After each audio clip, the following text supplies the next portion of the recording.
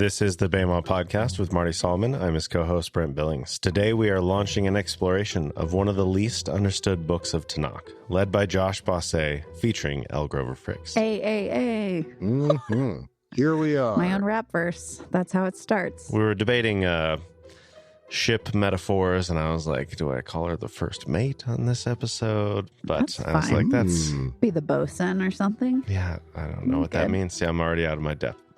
Oh, but you made a sailing pun, so you're back on board. Well, going into this series, I have a bit of a reputation for being a little too lengthy in my episodes. You know what? We're not going to dwell on that, Josh. We're not going to dwell on that. But I do have a burning question. Okay, sure. This episode is titled Qohelet Gets Out of Bed. Yes. And I didn't actually say a book of the Tanakh in my introduction. What in the world are we even talking about? That's great. We are studying the book of Qohelet, which, if you speak Hebrew, you know what I'm talking about. But that is the Hebrew title of what is commonly known as the book of Ecclesiastes. Which is apparently an English transliteration of the Latin translation of the Greek translation of the Hebrew Qohelet. So we're a few steps removed with Ecclesiastes. We'll get there. You know, when we get into it, Ecclesiastes is actually not such a bad name. It's fine. It's All right. Yeah, it's honestly fine. Out of all of them, you know, this is it's fine. Okay. We are venturing into the Abyss. mysterious, the deep dark jungle of Qohelet. This is a book that historically, you know, often people have thought that this should not even belong in the canon. Controversial. Yes, very much controversial, historically speaking, and not without reason. There is a lot of stuff in this wisdom book. You know, when we look at other wisdom literature, you know, I think on the whole, there's there's the Proverbs side of things where everything is kind of nice, and I don't say this in a derogatory way, but just kind of middle of the road. Like, hey, here's some advice for your life, just some good ideas. But then, you know, we have Job, we have Qohelet. These books kind of force us to look at some deeper questions that might challenge some of our assumptions about God, and at times say things that can even be perceived as heretical on the surface. The Mishnah records the Tanaim arguing about whether Qohelet defiled the hands. So not even shouldn't be in Tanakh, but whether it defiled people who picked up the scroll. So yeah, there's some hate out there. Some passages very, very familiar to us, though, I would say. Sure. Yes, and it has some very, very iconic passages and some very well-loved passages, and some of those might be taken completely out of context, or may simply just not be well understood. That couldn't be it. We always take things in context in larger Christianity. Josh, we're doing great.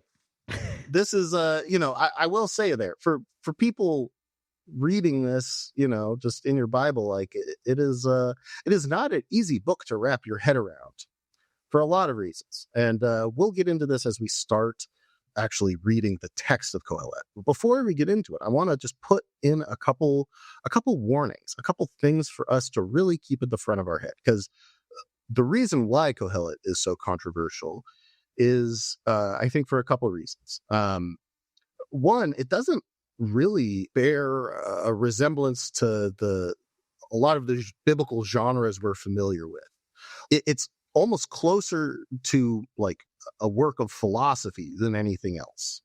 That is not that normal for the Bible. It is usually not one guy saying, hey, I'm just going to think about this thing and write about it and talk about it. There's usually a narrative. There's also, you know, not a lot of theology being talked about, or at least not in the way that we're thinking of. There's not like praise of God.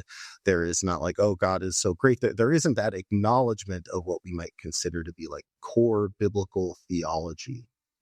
And this is the one that I think will really trip us up if we're not careful. And that is that Qohelet is remarkably individualistic. Perfect for us Americans. Exactly. Perfect for us to project onto. Oh, yeah, sure. And to oversimplify. So we have to understand a couple things. So first of all, this is a book of philosophy, but unlike what we might think about, some of the ways that the Bible speaks very broadly and speaks to philosophical questions, this is philosophical in its mode. Like, it is trying to reason through tough, big questions. And unlike Western philosophy that is primarily abstract, in fact, a lot of times when we think of things that are abstract, think of the most abstract thing possible, you immediately jump to philosophy, right? That's how philosophy is situated in our culture. And Qohelet's mode of philosophy is much more concrete and grounded. It is not abstract. It is very much based in the practical. And even the way that Qohelet lays out their rationale, their mode of reasoning comes from images. And we'll see too, like references to other biblical stories and things. This is not just like Greek philosophy where we have, propositions laid out of, well, we say this is true and we say this is true, therefore this must also be true. Like, it does not follow that clean cut pattern. So we have to understand that going into this. And I think that is behind why Qohelet can be so confusing sometimes, because it can lose us when we aren't being aware of how it is trying to direct our thoughts. One other point about that is that everything Qohelet says is not what Qohelet is like concluding.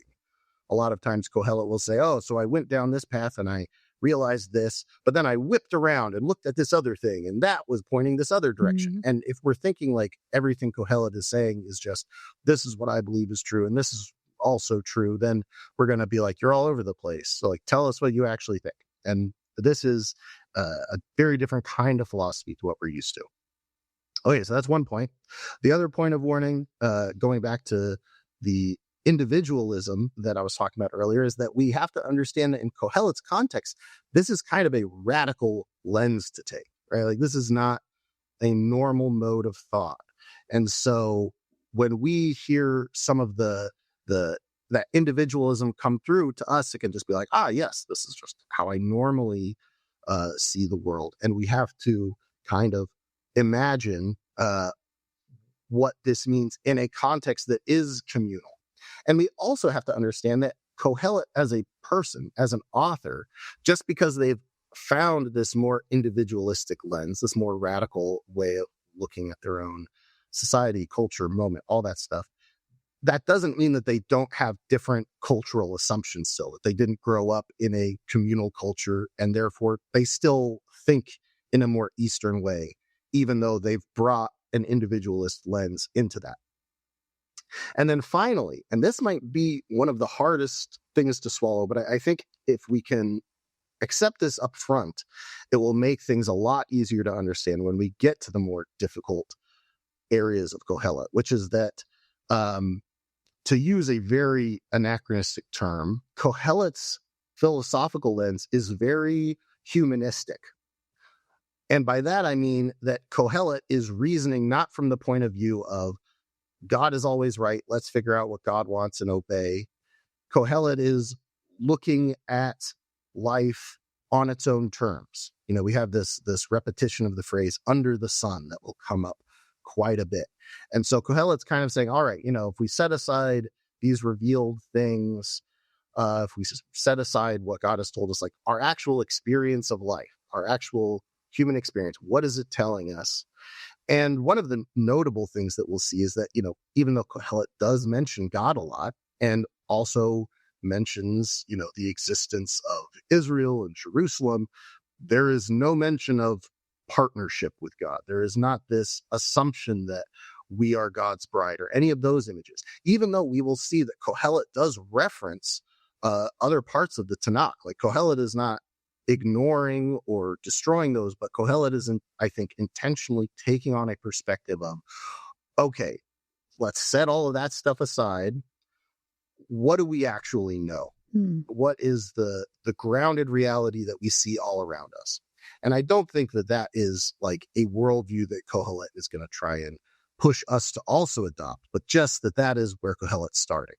Yes, Elle, question. So if I hear you right, and please correct me if I'm wrong, you're saying that the normal way that we encounter either narrative in Tanakh, which is like, oh, the story is being told and we can pull our morals from it or whatever, or we're reading Paul and we hear Paul or Jesus or whoever, like in Colossians, say, Jesus is the image of the invisible God, the firstborn of all creation. And it doesn't even matter where he's going with that or what kind of argument he's building. We can take that out of its context and preach a perfectly good message on like, yeah, what does it mean that Jesus is the image of the invisible God? Amazing.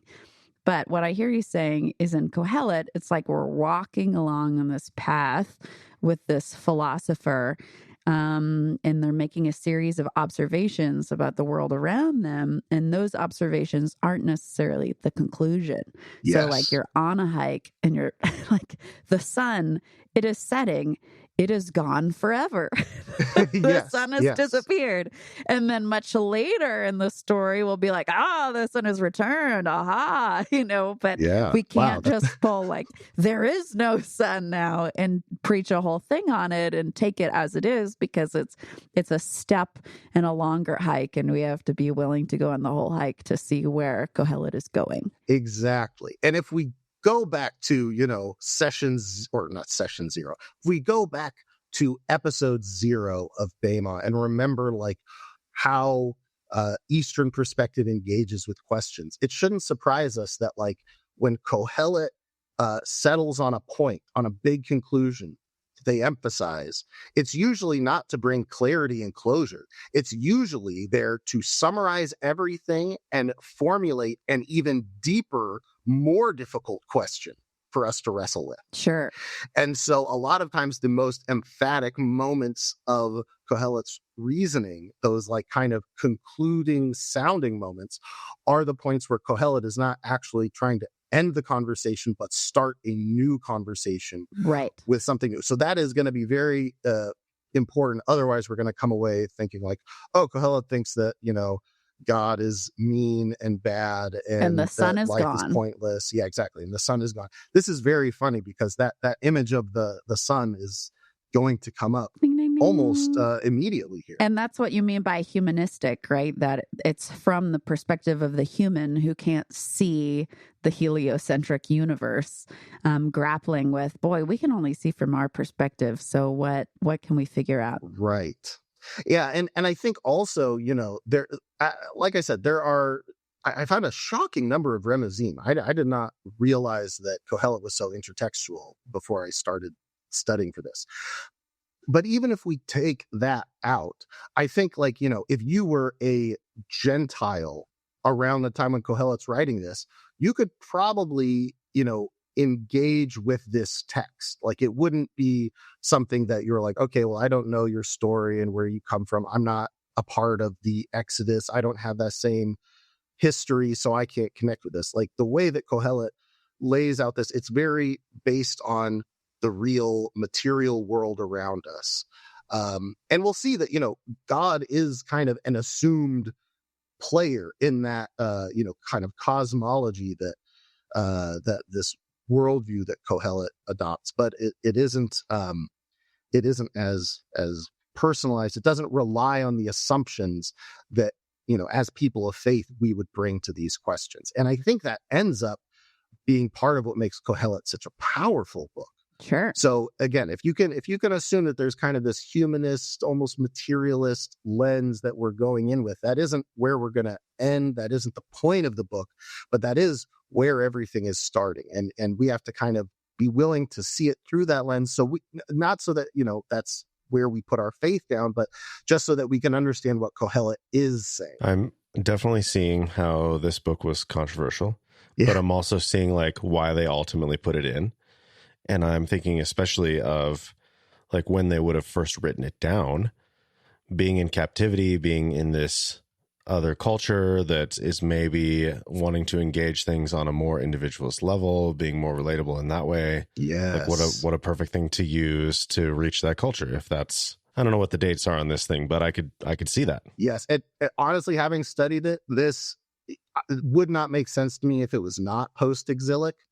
And in addition, everything you just said, Britt, is perfect, and I think fits into that.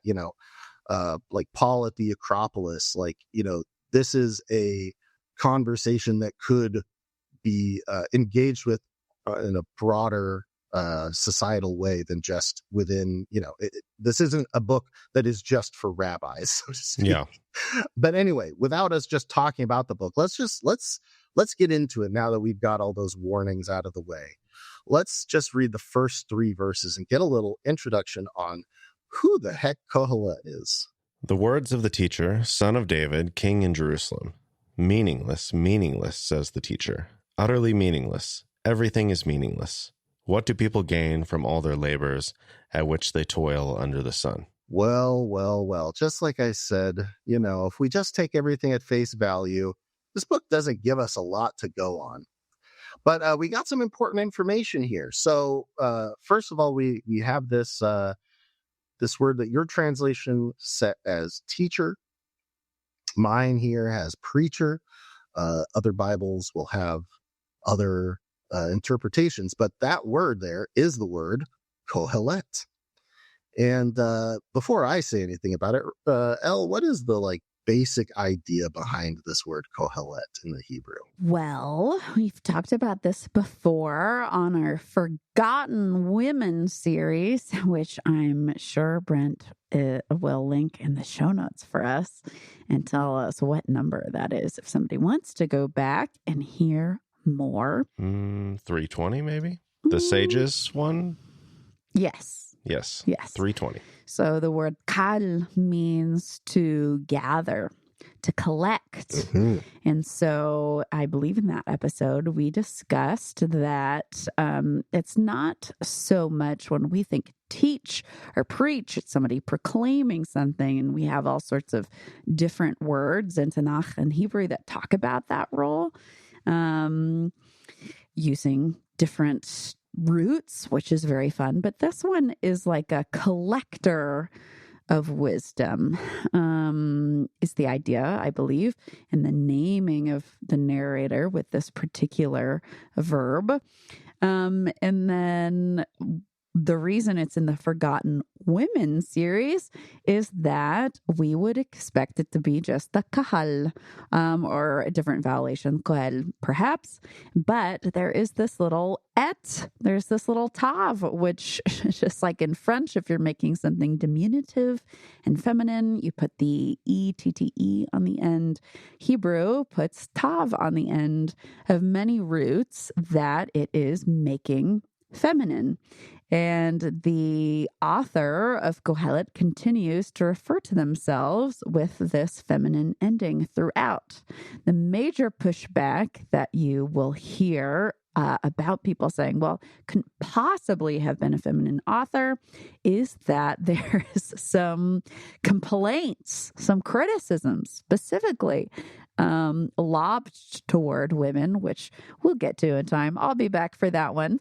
Yes. But speaking from a woman's perspective, I would call it a bit hasty to say that a woman can never hold possibly genuine negative perspectives on her own gender. But then secondly, to utilize ironically or satirically, to name those undercurrents of opposition that she encounters in her daily milieu and to say them out loud as a rhetorical tactic. And so we'll get to that in time. But that's the big pushback about why people say, oh, no, we don't know why there's this feminine ending, but of course it couldn't be female. And so I've heard you already flip between different gendered pronouns. I'll probably continue to use female pronouns while talking about Qohelet. But if you want to say, absolutely not, all books of the Bible were only written by men, I'd invite some curiosity into that, knee-jerk reaction. But at the end of the day, I'm going to sleep just fine if, our listeners are like, no, thank you, I'm good. Yeah, and you bring up a lot of good points there. And I think one of the other big pushbacks just instinctually, if you're reading this, is we also get the line, the son of David, king in Jerusalem. So of course. And who does that make us think of right off the bat? Gotta be Shlomo. He didn't have any other sons. Dave. Yeah, it's gotta be Solomon. Yeah. He was king in Jerusalem. He's the son of David. Sure was. And what is Solomon known for? Maybe this is getting in the weeds a little bit too much, but king in Jerusalem, is that referring to whoever the son is, or is that referring to David? So this is a great question, Brent. It is a great question. There's lots of ways to parse that, but you are on the money, Josh, that's why people attribute, of course, this to Solomon. But Brent is also on the money, depending on where you put those commas, which are not in the text. There's no punctuation in the Hebrew, and there's even fewer particles in the Hebrew. So it can really be, you could translate it, the Qohelet, the wisdom collector of the son of David, the king of Jerusalem. So this could be Shlomo's sage. And as I believe I talked about a little bit in episode possibly 320, there was a cultural established norm that was a job that women could have. Sometimes in our primitivist biases, we're like, well, women weren't even literate. So how could this have been a woman? Well, that's not always the case. And there's lots of nuance in there. And wisdom priestesses and sages and scribes was a big phenomenon, especially to the north. And there's queens who filled that role, and all sorts of fun little goodies that'll take us way off track. Yes. Well, I tried to take us off track, but apparently didn't succeed this time. So, and this is something that, looking at Alter's translation and some of the academia, there is not a strong consensus, because this book does not make it easy to have a consensus on who the author is. There's even questions about like, oh, is this a framing device? Is Qohelet, are they gathering the wisdom of someone else and putting it together, or are they and there are a lot of different ways to read it. So this is not a statement on, the answer to that question. But there's a couple things that I want to put forward that will be the lens that I'm using just to help give us fresh ears, which is that I think it would be very interesting to see Qohelet as a feminine voice, especially given the very countercultural elements that exist within this work. And I think it would bring those out more if we had a vision of a radical woman philosopher that is publishing some really kind of scandalous ideas that, as we'll see, have a lot of very deep things to say and actually end up anchoring our faith and founding it in much more deep ways than you are probably even expecting right now, dear listener. But on the surface, trigger a lot of the feelings of the people in power and the established norms of who is speaking. So I also want to address the Solomon thing, because I think that there's a lot of things in this book that might lead us to conclude that, oh, this is Solomon looking back over his life and talking, and I don't think that is inherently a wrong point of view. But there is a very strong thread of almost satire, the kind of an ironic tone that is very willing to exaggerate things to make a point and to use strong images to provoke. And like I said before, this kind of defies genre, because in so many ways this is philosophy, but in some of the ways that it's provocative, it almost feels like a prophetic voice, something kind of in between the two. And so because of that, I feel personally like the author here, Qohelet, is trying to put the idea of Solomon in our head, and using that voice almost as a character to get us to think about, what would the wisest person of all time think of life, really at the end of it. And, we'll have in later chapters some, very improbable scenarios that, are probably not literally true, but are used as images to move Qohelet's argument forward and her reasoning forward. And so I am going to refer to Qohelet as a woman. I will probably mess up and use masculine pronouns a bunch just because that's what I was brought up with, and I've already done it a bunch when I talk to people about this as I've been studying and writing this. So please hear me. This is not I'm not trying to make Qohelet woke or shove in some perspective. We'll string you up and flay you like a fish if you do. Yeah, please don't come for me. This is merely, I think, a good way of getting deeper into this text, to hear the radical elements, like I said before, that this philosophical approach, this individualistic approach, is genuinely radical in its times. The people did not have a consensus. Rabbis, like Elle said earlier, rabbis were like, will this make you unclean if you touch it? Like, that was how strong the feelings were. So to kind of make sure that we have a touchstone on just how big Qohelet is swinging in terms of the ideas that are being put out there, how radical they are, I want us to have a firm grasp of that experientially as we go through this, because experiential is how Qohelet is reasoning. So with that being said, let's dive into something that's also here in the text. We'll be doing a lot of Hebrew here, just a heads up, because Qohelet loves repetition. You may have even noticed that hearing verse 2. And there is, again, a lot of choices being made in the interpretation of this book that I want to dissect, not because we're going to, get this nitty-gritty with every book, but just to get a sense of some of the images that Qohelet is going to repeat ad nauseum, so that we understand really this image that Qohelet is trying to invoke, so that we can understand more clearly. So right off the bat, in verse 2, we have this repetition. Sometimes it is vanity of vanities or futility of futilities. Brent, what was the one your translation went with again? Meaningless, utterly meaningless.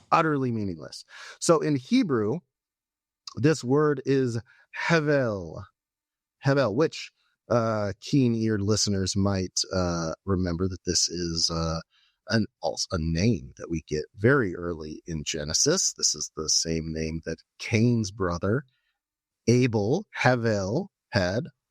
And now, Elle, correct me if I'm wrong, but the way I've heard this word described is it's basically, it's a word for breath, but not just breath. It's like a breath so faint that like you could really only tell it was there on like a cold day where you can see your breath. Like, it is just the merest breath. It's so ephemeral, the most ephemeral thing possible. Yeah. It's like the mist.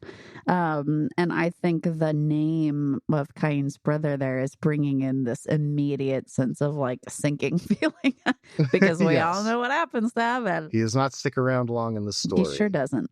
Big bummer. And so that's where we get this image of futility, of like, it's as empty and meaningless, and it's going nowhere. Just like Abel's line. Abel's line goes nowhere. He does not have children. He does not have all those things are cut off for him.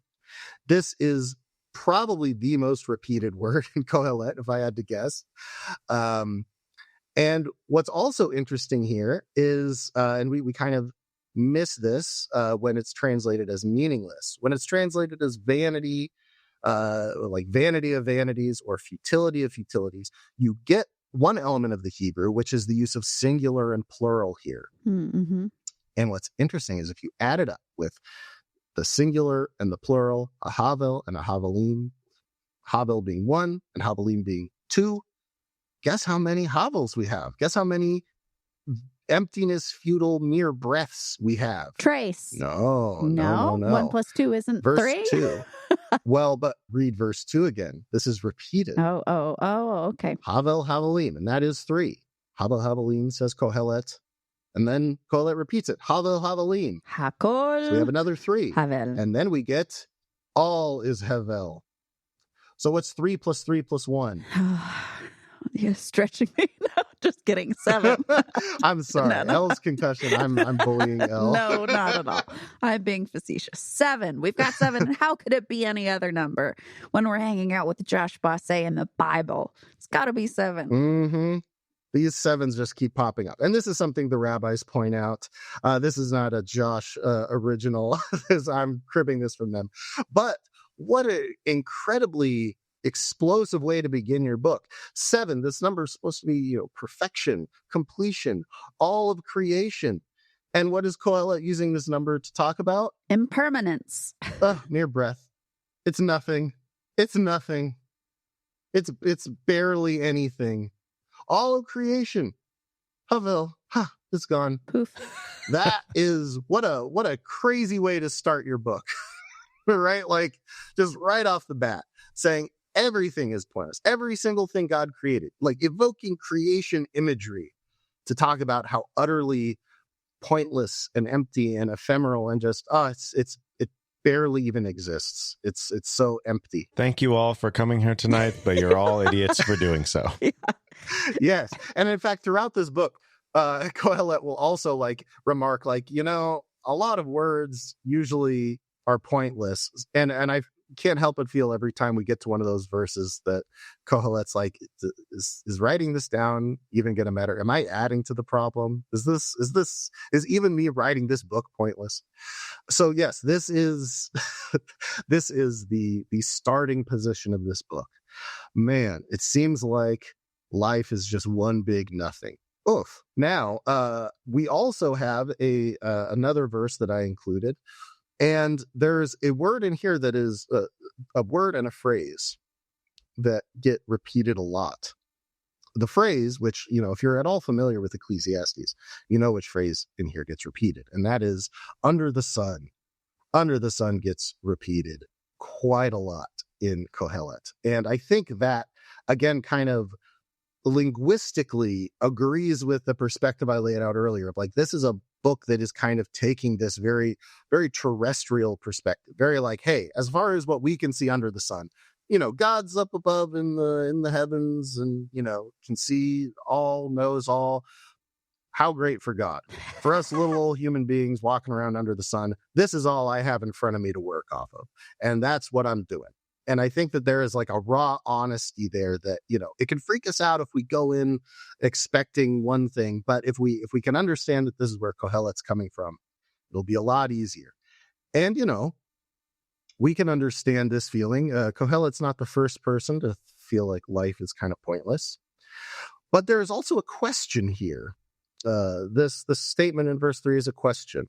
And in Hebrew, the root of the question is right at the beginning. The phrase ma yitron. Ma meaning what? Yitron is often translated as advantage or what benefit.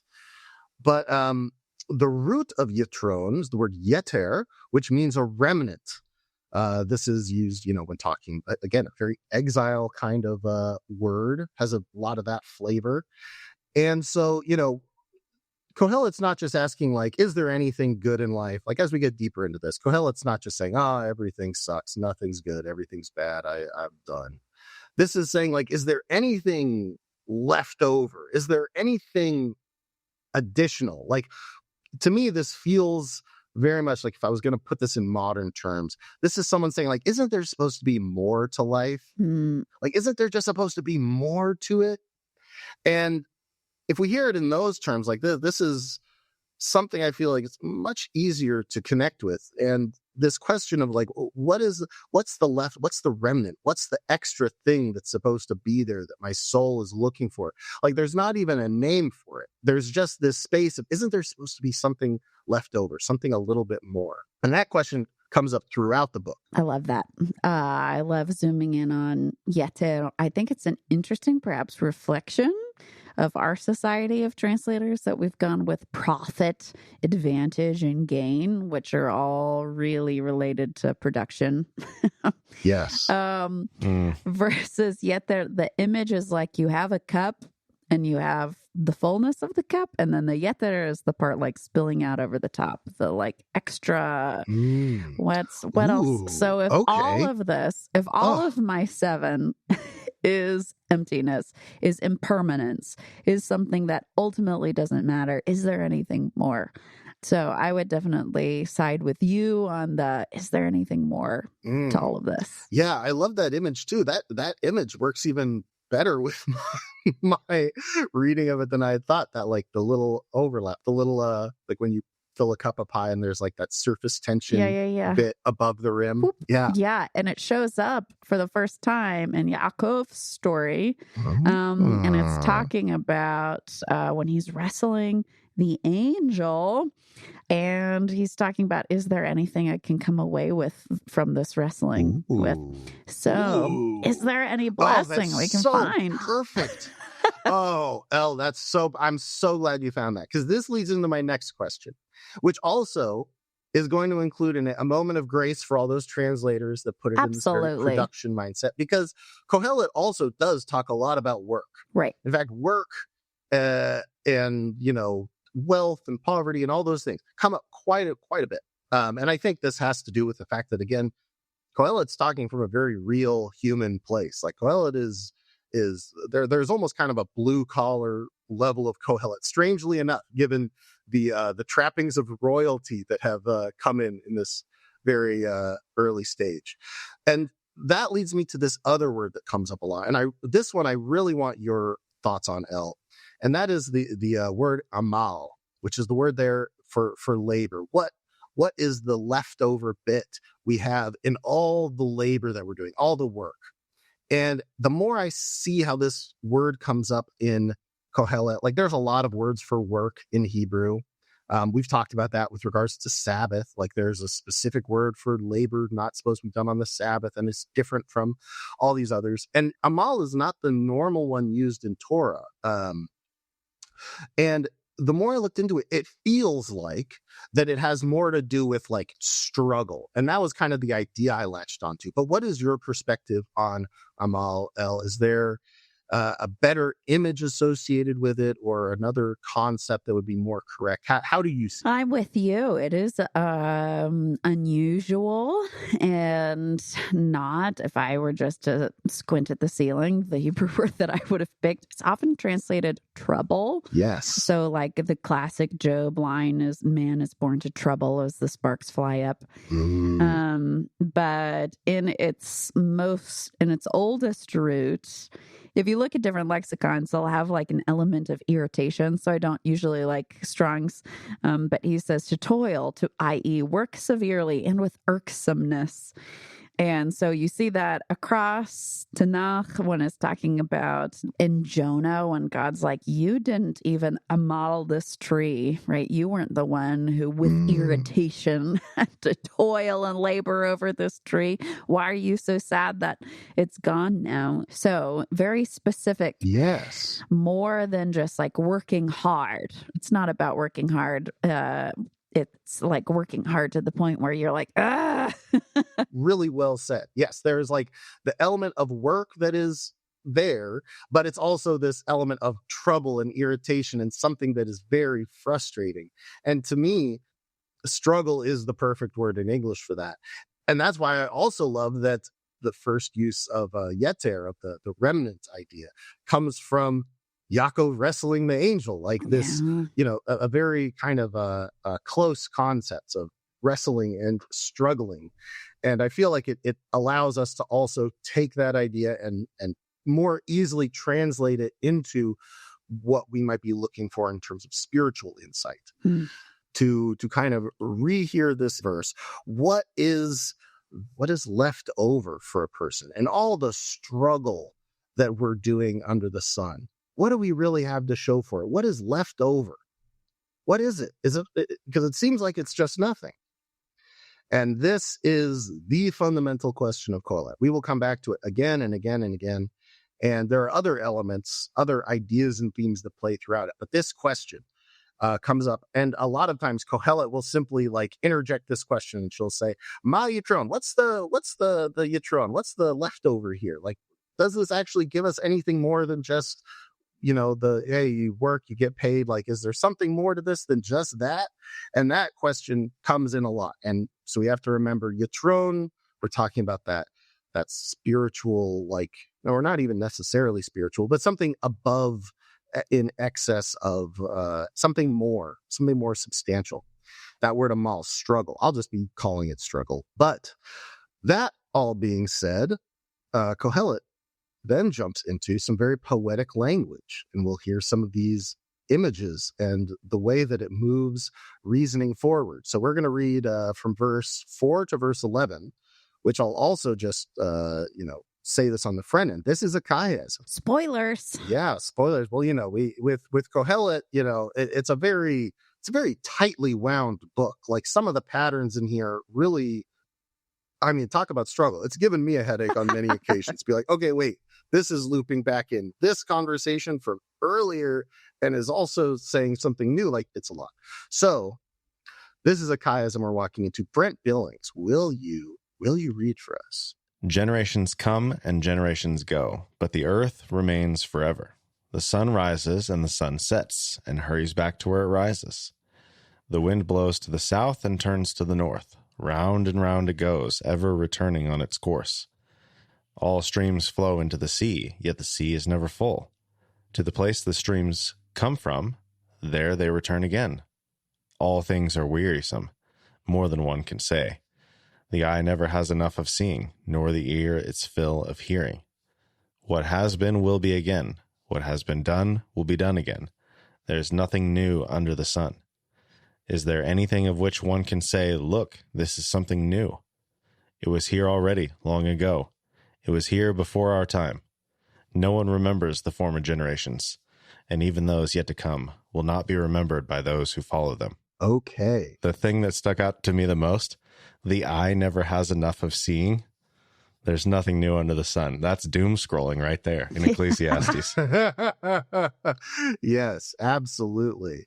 Truly, for Qohelet to speak of doom scrolling, there truly must be nothing new if Qohelet can speak to this. So the chiasm here is not the easiest to follow. This again, Qohelet does not make things super easy for us. You will become familiar with this, dear listener.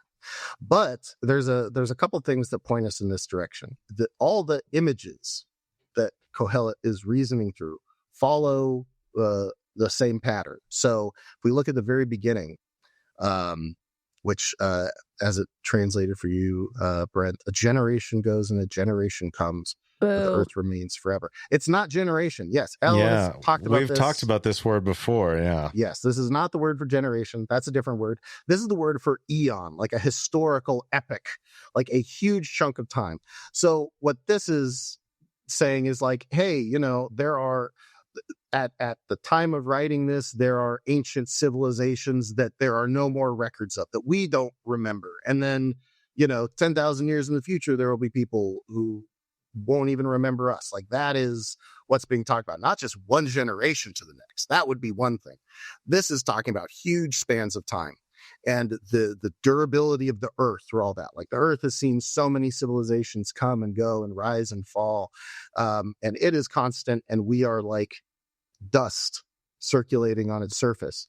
And if we go to the very end, we have the return to the idea of the remembrance not lasting. There is no remembrance of the earlier things, and that which is going to happen in the future, when that comes, they will be forgotten. Like, there is an even widening of that image. There are people more ancient than us that we've forgotten, and there are people in the future, and they'll be forgotten by an even more distant future. And so there is a repetition of that idea, that function of how, these are kind of four different images of this emptiness, this hevel that Qohelet is pointing at.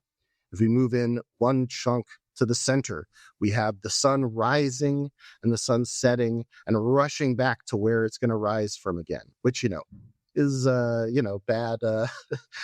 bad science. But if the Bible says it, I believe it, Josh. Flat earth. But if we jump to the other side, there is this idea in verse 10 where it's like, oh, people are looking at something new. And he says, it's already existed before. This idea of false newness, which when we think about that in connection with the sunrise, every time you see the sunrise, it looks like something is new. A new day is dawning. But in reality, the sun has done that millions of times before. This is not new. This has happened before. But when we see the sunrise, it can feel like, oh, look, something new. The sun has risen. Thank goodness. And, we use the idea of a sunrise as an image of newness, even though it is something that is the most common everyday thing of all time. It literally is what defines a day. And so this, again, is this image of circularity, of emptiness and fruitlessness, and in this false newness. Then if we step one more to the center, we have on the initial half, the wind. It goes this direction and that direction. It's swirling and moving. And there's this 4 times the word for circle, soved, is repeated. The number 4 is often used to kind of demarcate, you have cardinal directions, the 4 corners of the earth, this like totality, every direction you go. And Qohelet is, again, using this literal image of a circle through the verbiage, the turning of the wind, to say, like, you could go any of the 4 directions, they all circle back on each other. Even the wind is eventually going to circle back around. The seemingly chaotic moving in all directions everywhere all the time, even that is kind of bounded in by this endless cycle. And on the other side of it, we have verse 9, what has been is what will be. What was done is what will be done. There's nothing new. Just everything is circling back. It's happened before. It'll spin around again. And when we get to the very center of the chiasm, and this is what really set me off on it, because this is, you mentioned this earlier, this is where we have the eye not being full of seeing, the ear not being full of hearing, and immediately on the other half of the chiasm, we have the sea not being full, that there is this flow. It seems like it's filling. It seems like things are going one direction. It can look like you're taking in, you're taking in content on your phone, you're listening to new teachings, but you can get to a point where, like, well, I'm not satisfied. I still want more. So how can it really be getting full? There's something that must be emptying it. Perhaps there is a fundamental emptiness, a fundamental ephemerality to everything. Oof. And all these are, 4 distinct images that have these corresponding, 4 statements that kind of carve out this idea of Hevel, of the futility of it all that Qohelet is responding to. And they are also like 4 distinct and different arguments pointing at different aspects of futility, that all the sensory experiences we have can feel like we're gaining something, but are we really gaining something? You can think that you're doing something different, but are you just repeating a pattern? You see something that looks like it's something brand new, but then it turns out it's the same old stuff. And then you can think that, like, even the widest possible angle, that the whole society, the whole civilization we live in could be just a blip, a footnote in history that is then forgotten by some other future civilization. Like, that is how small we are when we really, really look at things. And this is where Qohelet starts creating this tension and laying out the problem by applying different images to kind of pull it apart and put that tension on us, so that we are sensing, like, even the things that we might point at to Qohelet, all these, like, counters we might have, Qohelet is kind of undermining them, both by, like, zooming in on our most personal individual experiences with what we see and what we hear every day, to the widest experience of where our whole society and civilization is going. I think there is an additional element of the deadening repetition, in that the verb that's used over and over is just halach. So the eras, the aeons are walking, the rivers are walking. Everybody's just walking in circles. Yes. Is there any yitron? Yes. Is there any blessing we can get away from this midnight wrestling match with? It might be altar, it might be someone else, but when in verse 5, when it talks about the sun going back to its place, Mm-hmm. the more poetic translation of that is that it breathlessly rushes back to, to stage left, to the east, where it has to rise again. And especially given the repetition in Qohelet of under the sun, like the idea that even the sun is kind of like, I got to get back to my spot so I can be ready for, my next shift tomorrow. Like, right. Even the sun has this, like, this job it's got to clock in for. And just, like, not even us as humans, but creation itself being a part of this emptiness, which, again, Goes right back to the 7 hevels, the 7 just ephemeral, empty, barely existing breaths. This, I feel like, is kind of just, it isn't laying out a new idea. It's deepening the idea that Qohelet has already thrown out there. And I really just want us to appreciate like the level of thought and craftsmanship and nuance that is in these ideas. Again, this is all coming from concrete images that give us a sketch of the reasoning that Qohelet is using. This is where Qohelet's sense of hevel hevelim, everything being empty, just mere breath. What's interesting is right after this, we get a weird little reintroduction in verse 12.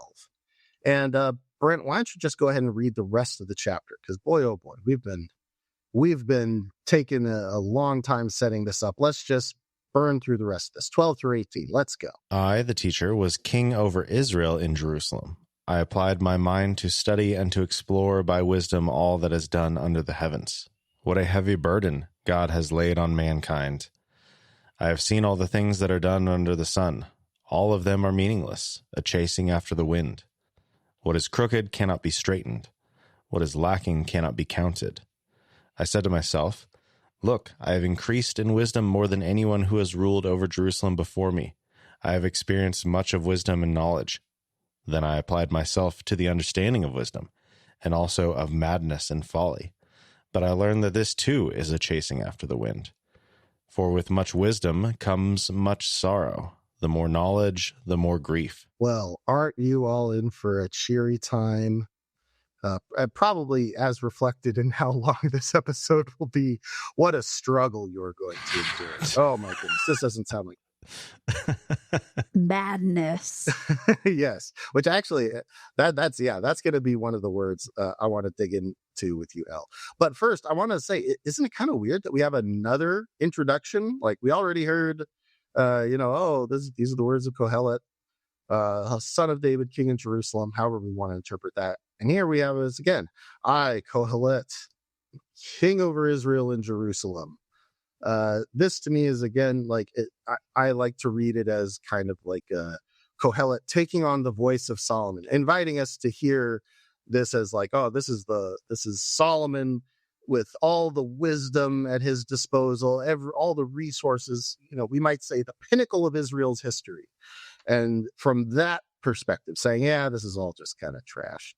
So, and taking that perspective while sitting in exile feels especially poignant, to point back to the golden days and be like, I don't even know if things were so plump and ripe with goodness then. Yes. And not to get too far ahead of ourselves, but this scroll is full of Persian loanwords. Yes. So if you want to be like, oh, clearly it's obviously Solomon. Really? Did he know Persian? Because who knows Persian? People who live in Persia. He probably had at least a couple dozen wives who spoke Persian. Well, okay, Brent. That's a good point. Moving on, but thank you, Elle, for the context. Yes, sure. Lots of Persian loanwords. Doesn't sound like Solomon, and we'll see other things that kind of wouldn't make sense if it was literally Solomon. But again, that's not the point I'm trying to make. I've already said, enough about who I'm going to paint the author as, and that's for us to be able to dig in. So let's just dig in. So we have this reiteration of the introduction. And I think that part of this is to kind of create another quasi-chiasm where it's like, okay, we had this introduction and then this kind of statement of the central question, which again, I think it's lovely that, in our kind of, when we set out ideas, we start with our thesis. We start with, here's the conclusion and here's my proposition that I think is true. And here's all the reasons why I think it's true. And with Qohelet here, we have the opposite. We start with the central question. Here's the thing we're going to be wrestling with the whole time. And here's all these dimensions. You can pull it apart to really get what I'm saying. And so I think this second half is kind of a loose quasi-chiasm, a kind of chiasm that, and this reintroduction, I think, kind of hints at that. Why are we being reintroduced? Well, maybe it's a hint that that's kind of a bookmark in an ABC kind of chiasm. And I think we'll understand this a bit more when we pull apart what Qohelet is actually saying here. Because this is a place where I feel like if we do not have the right, we do not have fresh ears. The lullaby effect can be very pernicious in Qohelet because there is so much repetition. It is easy to miss when Qohelet is actually moving an argument forward. And sometimes it just feels like, if we gave a summary of this, I would not fault anyone from saying, yeah, Qohelet has a lot of wisdom, but that's also bad and stinks. Which is like, okay, then why are we spending, all these verses, the last third of this chapter, just saying, and I'm very wise and I got lots of wisdom and I have so much wisdom you wouldn't even believe it. Like, there's more going on here than that. And we're going to do a little light Hebrewing here. Light Hebrewing. Well, the first thing I want to point out is there are some linguistic parallels. So when it starts by saying that I set my mind to explore wisdom and all this stuff, that word for mind, first of all, is the word heart in Hebrew. Because in Hebrew, they do not have this one part of our internal processing is thoughts and things that make sense. And the other stuff's all this crazy emotion. And that's what ladies deal with. And that's totally separate. It is just all the heart, the heartbeat, the consciousness, the part of us that is processing the world around us, having thoughts, making plans. All that happens in the heart. And what's interesting with this is that we see a parallel. In verse 13, it starts by saying that Qohelet gave her heart to explore wisdom, to seek it out. And in parallel, it says that God gave our hearts an affliction is the literal word. The word is anah. Sometimes it's used to talk about punishment for iniquity, but it can also mean a task or even a kind of work or labor. Again, words for work and labor come up a lot. But I like this idea of an affliction in that it's this is a condition that God has given to humanity. So what Sarah made Hagar do. Yes, exactly. It is as my translation puts it, it is a sorry task which God has given humanity to be troubled with. It is a trouble God has troubled us with. It is an affliction that we are afflicted, that we want to know and we want to explore and understand. And just as Qohelet has given her heart to this, God has kind of put that in everyone. So again, we kind of had this very, humanistic, this is an everyman sort of thing. But it's also Qohelet in this chapter. She's laying it out as her primary concern. I set my heart to seek and explore with wisdom everything that's done under heaven.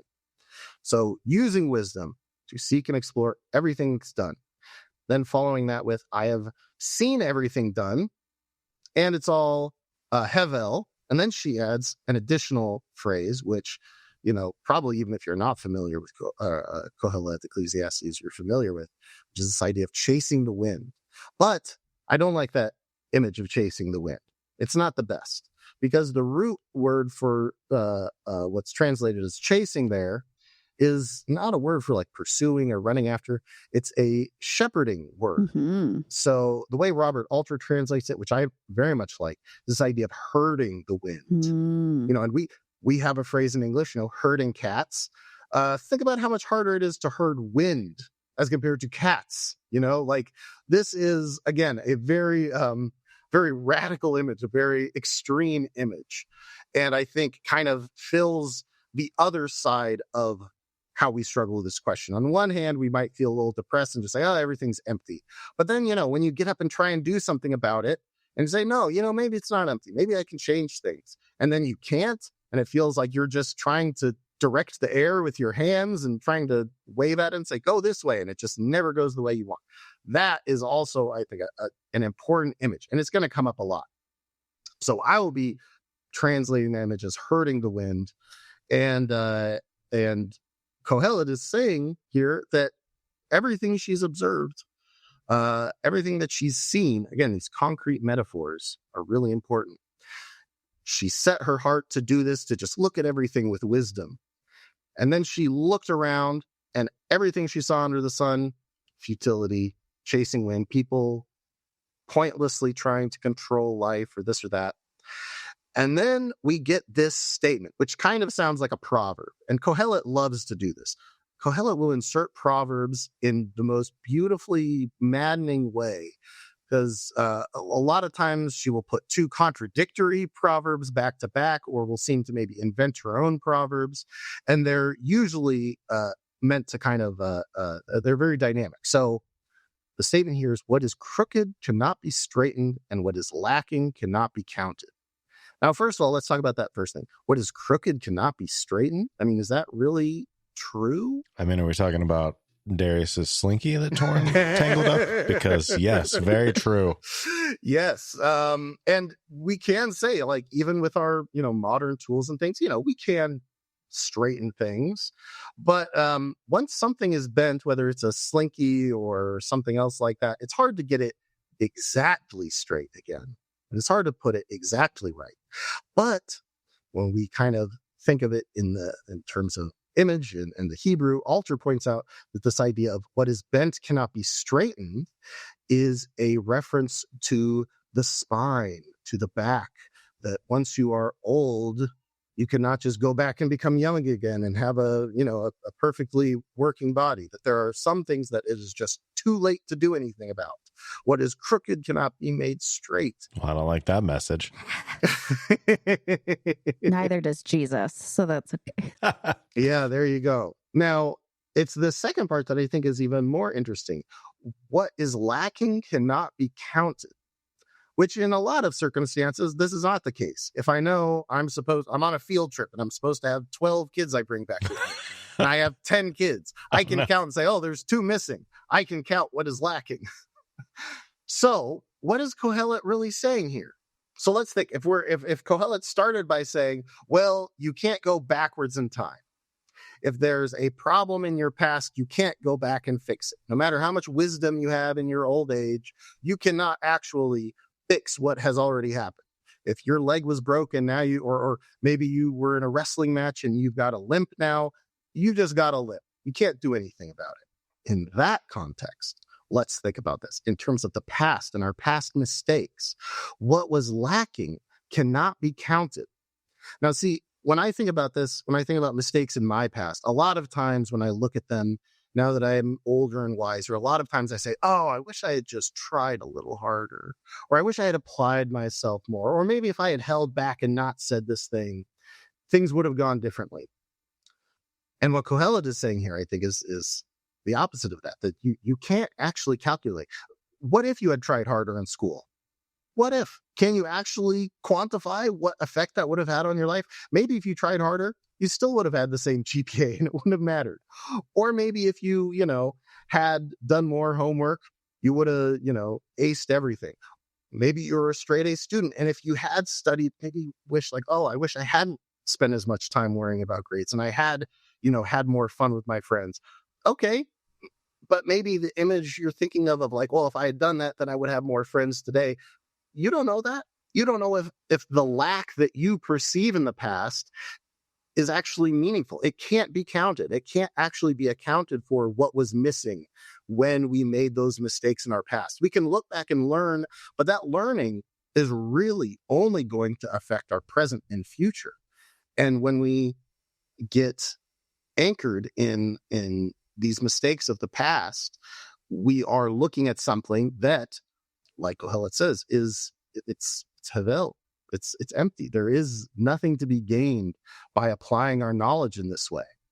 Now we move on to the second half of this little chiasm. I said to myself, look, I've gotten all this wisdom. I've increased in all my wisdom. Anyone before me in Jerusalem, they didn't know nothing compared to me. We started with, I sought to explore all these things with wisdom. Now I've got all this wisdom, and I have seen a wealth of wisdom and knowledge. I've seen other people who have knowledge and wisdom and seen how they conducted themselves. And I decided to go further. Now, this is what's interesting. In this verse 17, there is a shift where Qohelet, instead of just gathering wisdom and observing, all of a sudden the verb changes, where Qohelet doesn't just want to gather wisdom like she has been doing, not even to apply wisdom like she was doing. Qohelet is now wanting to understand, to yada, wisdom itself, to know wisdom, and to know, to da'a, to experientially understand. What is translated here is, as Brent said, insanity and folly, or madness and folly. And of course, Qohelet realizes too, this is also shepherding wind. But before we go there, Elle, I want your opinion on this word translated as madness or insanity. Because when I looked into it, the root of this word is the same as the word for praise, for giving praise to God. Hallel. When we say hallelujah, what you're saying is give praise to God. And that word hallel is the word used here for madness. Madness for God every Sunday. Why not? No, the linguistic basis for going with madness comes from one place, and I believe it's the only time it's translated that way. And it's with King David, and he's seeking refuge. He's hiding out with the Philistine, and in order to disguise himself in his mental state, he's described as halalim. And so in our interpretive renderings, we go with madness, and there's some other descriptors of his behaviors that certainly can lend themselves in that direction.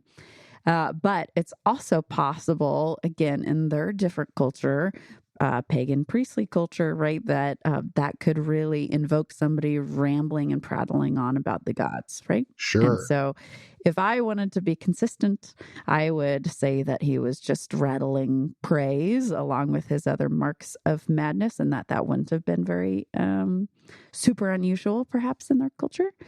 Yes, so I would try to stick with that praise idea, to know wisdom and praise. And then the folly word there comes from Kessel. Insert Star Wars joke here, Kessel Run. Very foolish to try to do the Kessel Run. Very, very much so. But that word has to do with fatness, abundance. And certainly it's portrayed in a negative way in Proverbs. It's not just like, oh, in abundance, praise in abundance. That's great. But it's almost as if she's saying, wisdom and praise to such extent that you become fat off of it, right? With the pasturing word. Oh, interesting. That shepherding word is really a pasture word. That's what makes it a shepherd word, is that it's the word for pasture. So where are you going to pasture your sheep? Where are we going to eat? Where are we going to find enough nutrients that we can get chubby off of it? Okay, see, this is interesting because I was what I did with this, and tell me if I'm off base here, but I kind of, averaged out between, praise and this idea of insanity. I was wondering if maybe the sense is more of like ecstasy, like an ecstatic state, something in a sense transcendent, but also something that is kind of beyond the purview of wisdom. Sure. I mean, you could certainly go that direction, and it wouldn't be it's divergent, but I wouldn't say that it's wrong. The thing that I would, last little nail I would put in my coffin, my argument is that she says it's pasturing after wind, and we hear wind and we think, oh yes, of course, futility, but it's not wind, it's ruach. So she's trying to pasture spirit. Yes. Just yell that word in the mic. Sorry, Brent. It's okay. It should be all right. Well, and, as Jesus says, the spirit, who knows where it comes from? Who knows where it's going next? Tough job if you're trying to guide and shepherd that. Absolutely. And, as we'll see, the way that foolishness is used throughout, like Qohelet does talk about it as the opposite of wisdom. But one of the things that Qohelet, brings up in the future is like, is wisdom all that important? Like, is foolishness any worse than wisdom, really? Like, can we really say that? So I think that in like this is also exhibiting how willing Qohelet is to question even some very bedrock assumptions of society. Like, and I mean, I would say for our culture, this would be like saying, hey, is being smart really, the most important thing? Like, what do we really mean when we say smart? And, for that matter, let's try and understand what we mean when we say stupid. Like, what are we what are we really talking about when we label this thing is good and this thing is bad and this thing is, oh, let's put those people at the top of the hierarchy and these people at the bottom. I think there's an element here of that. But I'll also say that, like, this is a book that I will many times have to go out on a limb and say, I think this is what they're saying. I don't know. There's a lot of Hebrew here that even people who are more knowledgeable about Hebrew than Elle are like, who knows what this is about? Who are legion, by the way. Yes. just to remember. Exactly. So yeah, not only is so this is all big grain of salt. I'm trying to sketch something out from what I am seeing, and it may not always be consistent. Again, the images and the transitions and the use of verbs and concrete images in Qohelet is very, very complex and nuanced, and I'm going to try and capture part of it as we go through the book. We will not be spending this long dissecting it. This is to get us started and give us a common language for understanding some of these root ideas.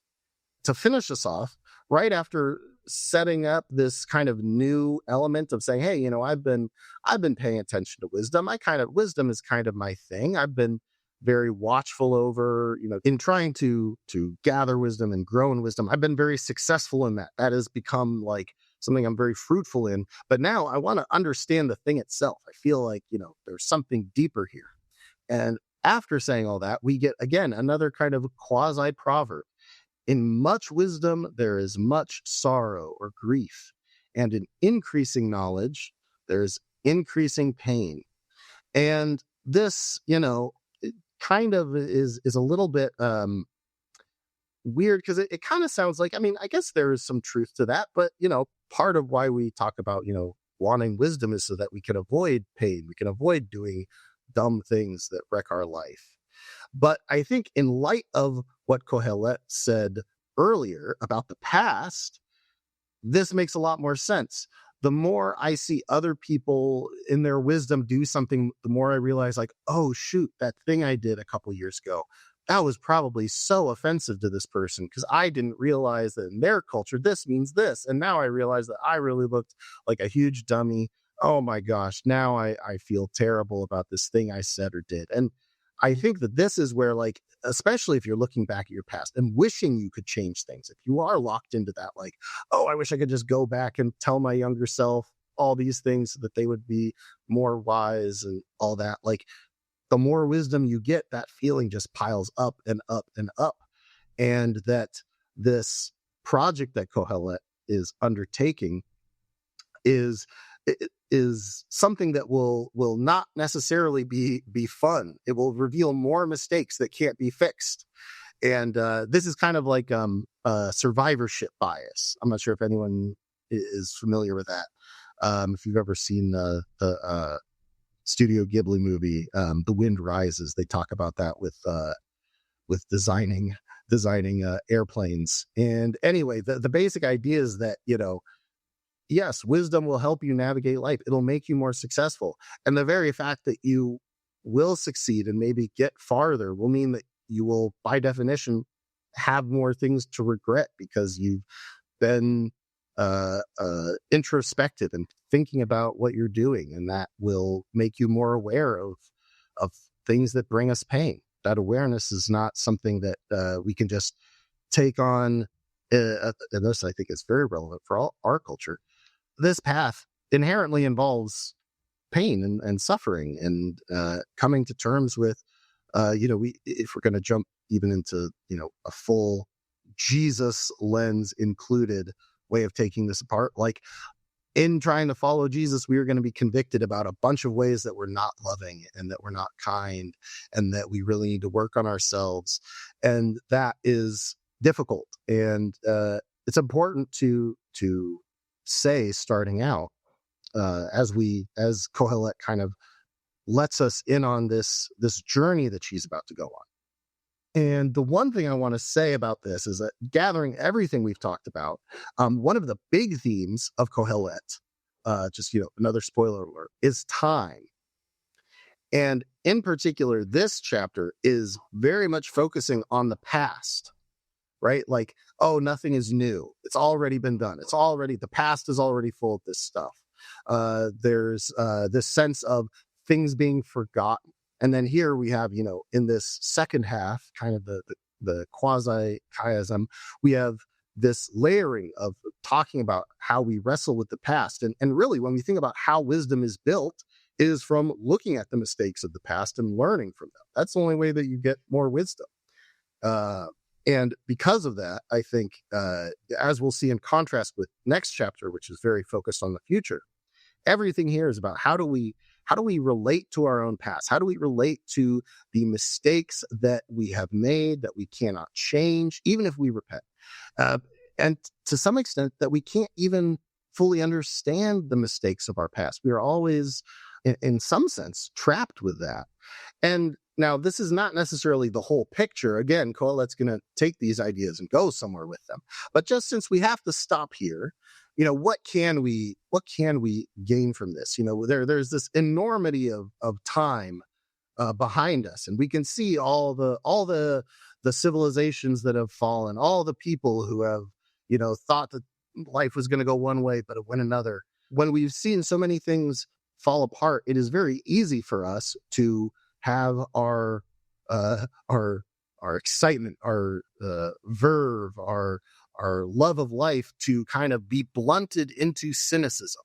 And especially as you get older, it is easy for the experience of life to become something that is a chore, to become something that we even despair to have to go through.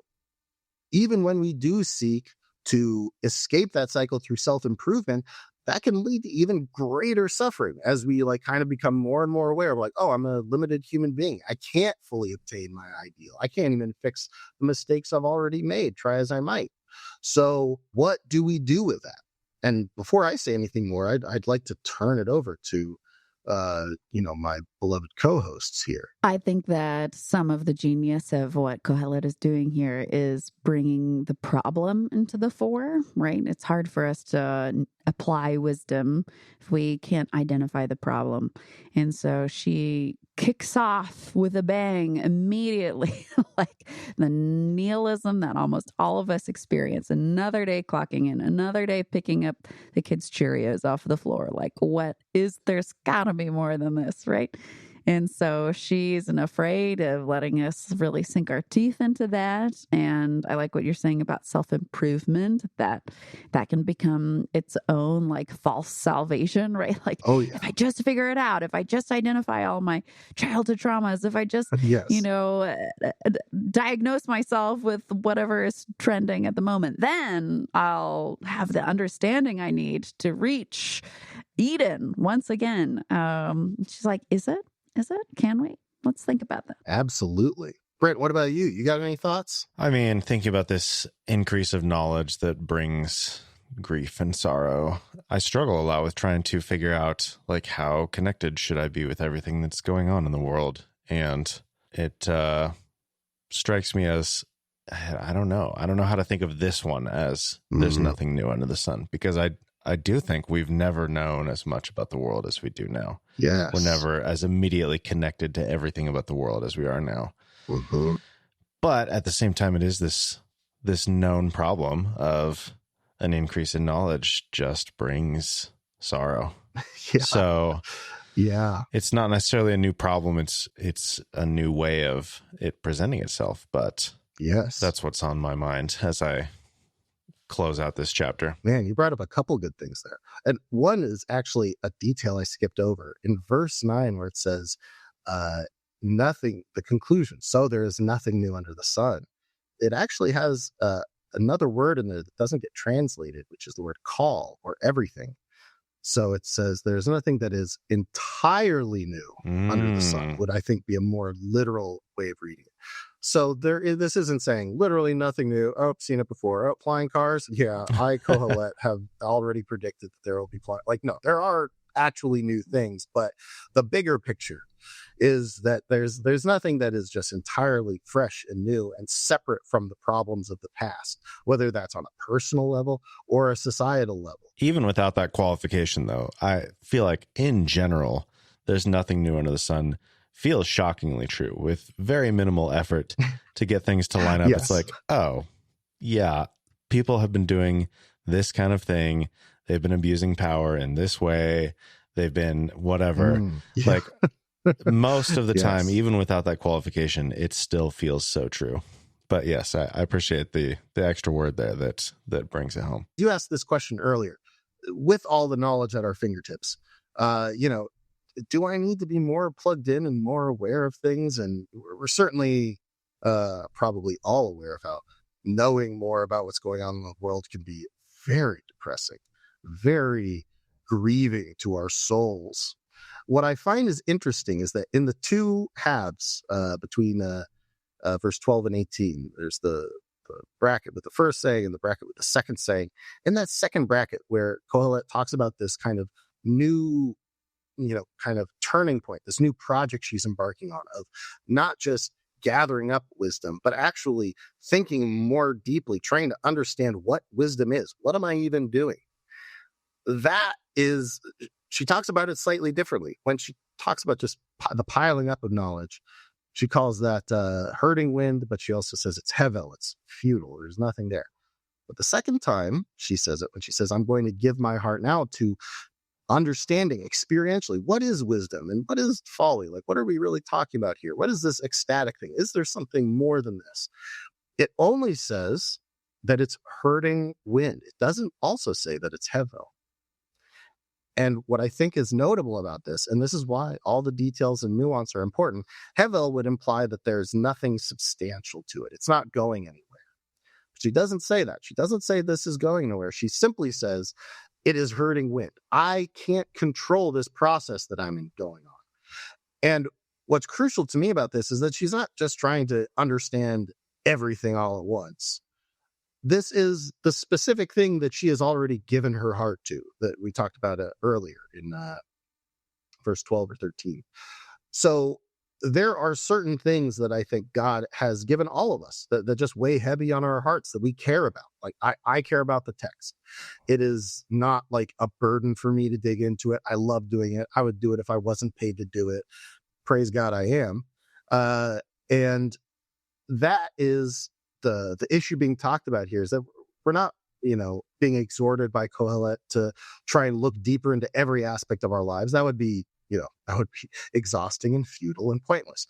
But in the heart of our purpose, in the thing that we really feel called to do, I think what Qohelet is saying is if you merely just become competent, productive, top of your field like that, in and of itself, that direction, it's not bad, but it doesn't lead to fulfillment.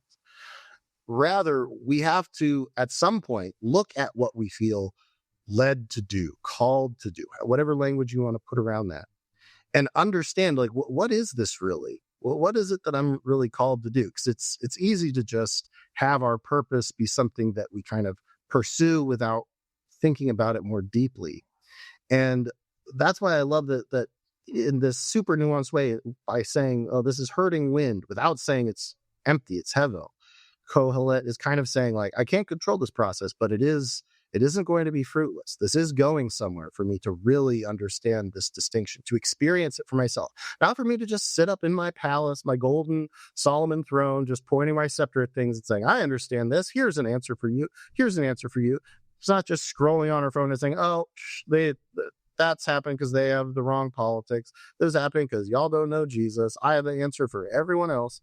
It is something that she is going to experience for herself, to get deeper into in a human way, not in an intellectual way.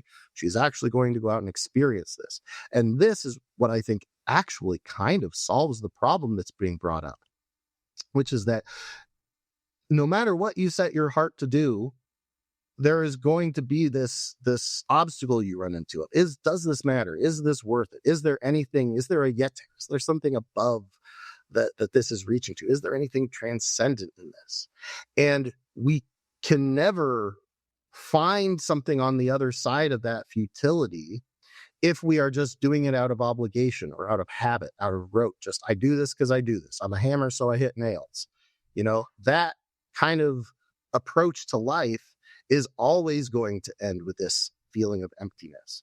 But when we go deeper because we feel called to it. When we go, as God says to Abraham, lech lecha, go for your own sake, go for yourself. Don't go just because you're following my orders.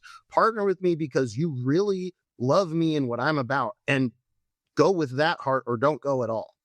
Dive deeper because you actually feel called to look more deeply at this, or don't go in deeper. And when we approach things with that perspective, the problems of our past are kind of made irrelevant, because we're not trying to bury our head in the sand and just move on and become better next time. We are able to look more deeply and understand the whole, understand the holistic thing at our center that is yearning for God, yearning for something maybe impossible, something bigger than what we see around us, this longing in our soul for something beyond just what we see around us under the sun. And that can't come from obligation. It has to come from us willingly giving our heart to the things that move us deeply. This, I think, is the insight we have already gained. Even though Qohelet, she's not done. She's got more to say, more brilliance, more literary genius, more incisive philosophy. But I think this insight as a way to cut through the burden of the past, of guilt and regret, is, at least for me, in my own experience, very freeing and liberating. Amazing. Well, look forward to 11 chapters to come. What she has in store for us, what you have in store for us. Pulling up our learners' caps and getting into it. Mm-hmm. All right. We have sufficiently introduced Qohelet. We understand what it means. We know where we are in the Bible. And that'll do it for this week. We've got a couple items for the show notes. You can find those at Be'emadDiscipleship.com or in your podcast app. If you want to get a hold of us, you can use the contact page. If you want to find a group, that is available on the website as well. If you want to support our work, of course, you can do that. Everything we do is made possible by listeners like you who have joined us on this journey, who have joined us on the exploration of all of these topics. Some little understood, some better understood, but we all have something more to learn. So thank you for joining us on the Bema Podcast this week. We'll talk to you again soon.